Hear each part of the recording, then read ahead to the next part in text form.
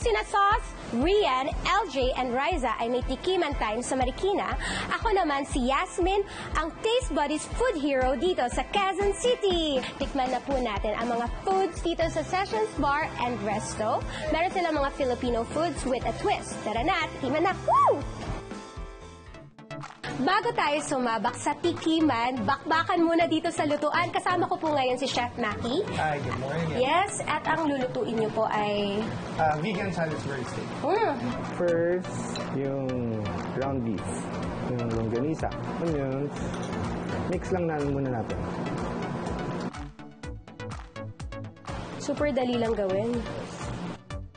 Paano niyo po siya i-mold? Like, parang burger? Yes.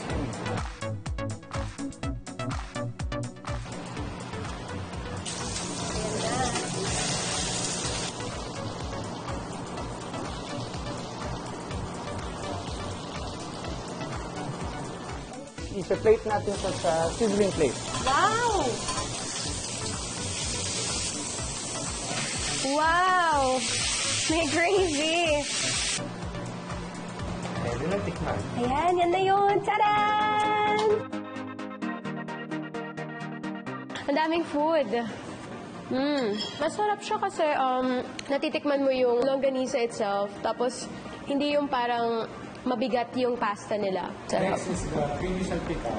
Creamy salpicao. In-incorporate namin siya with the bechamel sauce. Ginawa namin siya sizzling.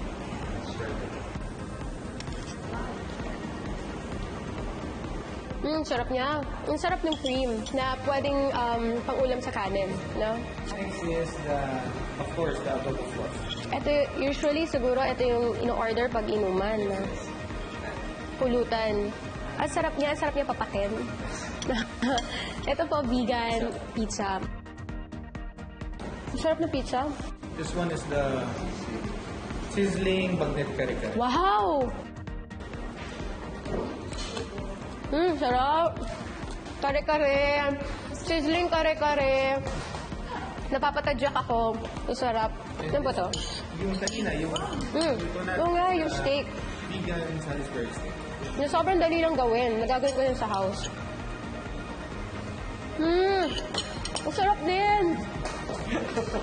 Lahat masarap. Mga kapuso and food heroes like me, sana po bisitahin niyo po ang sessions dito sa Old Balara, Quezon City dahil perfect spot po to with your family dahil masarap din po yung food. Saka pwede pong tambayan with your friends. Mapapatadyak ka talaga sa sarap. Ayun, thank you po. Maraming salamat.